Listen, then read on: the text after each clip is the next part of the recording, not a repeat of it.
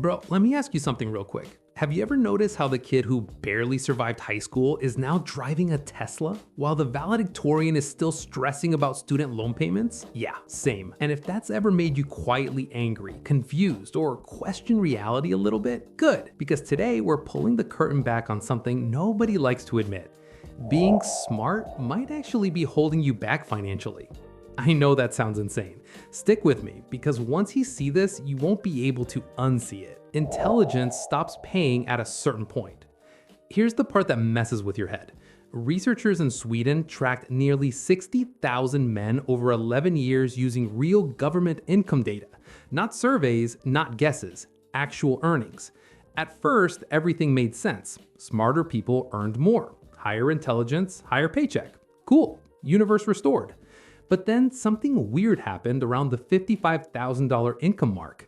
The relationship between intelligence and money started breaking down.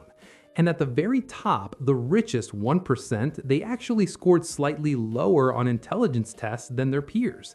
Read that again. The richest people weren't the smartest.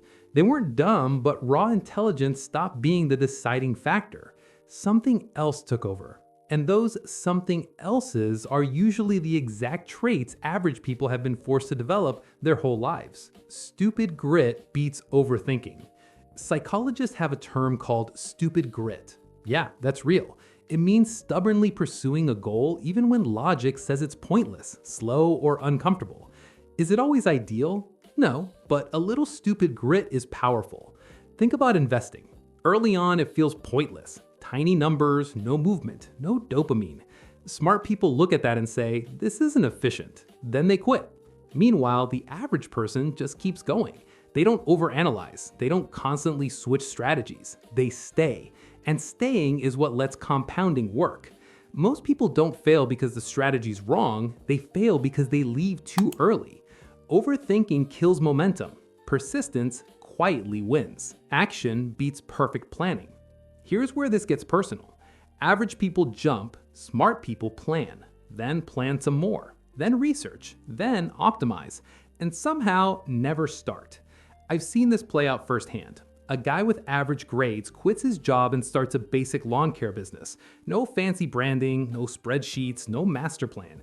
He just starts cutting grass. While smart people are comparing insurance policies and building 5-year projections, he's already getting paid. 6 months later, he's hiring. 2 years later, he's scaling. Smart people get stuck in analysis paralysis. They want certainty before action, but certainty doesn't exist. You learn by doing. The market rewards speed and adaptation, not perfect logic. Action creates feedback. Feedback creates progress. Planning without execution creates nothing. Emotional intelligence is the real cheat code. Here's a stat that should humble everyone. Raw intelligence explains about 10% of business success. Emotional intelligence explains up to 85 to 90%. Let that sink in. Emotional intelligence is staying calm when markets crash, asking for help instead of pretending you know everything, understanding what people actually want, not what you think they should want. It's connecting, trusting, communicating. Average people develop this out of necessity. They can't rely on being the smartest person in the room, so they learn people skills. Smart people often assume logic will speak for itself. It doesn't. Humans decide emotionally and justify logically. If you can't connect, your brilliance gets ignored. Wealth flows through relationships, not test scores. Section 5. Smart people are terrified of looking stupid. This is where intelligence becomes a liability. If your identity is built around being smart, failure feels personal. One bad move doesn't just cost money, it threatens who you are. So you play it safe, you wait, you hesitate. Average people don't have that problem. They weren't never praised for being geniuses, they were praised for effort, or not praised at all, which means they have nothing to protect. They're free to try dumb-looking ideas, free to fail publicly, free to look foolish. That freedom is powerful. It's the let them mentality. Let them laugh, let them doubt, let them think it's stupid. While they're judging, you're testing. And testing is how you find what actually works. Dumb ideas make serious money. Pet rocks. A literal rock sold as a pet. Millions sold, millionaire created. A guy drawing custom cat pictures online for $10. Sounds ridiculous. Made over $300,000. Mark Cuban invested. These ideas didn't look intelligent. They worked. Smart people would have killed them in the planning phase. Too embarrassing. Too unserious. Too risky.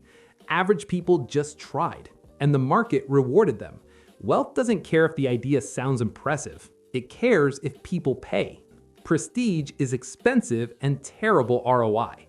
Smart people chase prestige, elite schools, impressive titles, luxury signals, and prestige is expensive. Ivy League tuition can be $70,000 a year. State school, a fraction of that. One graduate leaves with massive debt. The other leaves with minimal debt and starts investing immediately. Fast forward 20 years, compound interest does the rest. Same thing with careers. A plumber builds a business, buys trucks, hires people, prints cash. Engineers climb ladders, drowning in debt, chasing respect instead of results. Prestige feels good. Wealth feels better. Here's the truth, bro. Average people focus on what works, not what sounds impressive, not what looks smart at reunions. They buy used cars. They choose boring investments. They pick careers based on demand, not ego. Smart people often feel entitled to a certain lifestyle because they did everything right. The market doesn't care. It only pays for value. Once you hit a basic intelligence threshold, everything else matters more. Persistence, emotional control, action, humility, and the willingness to look stupid. The best part? These are skills anyone can build.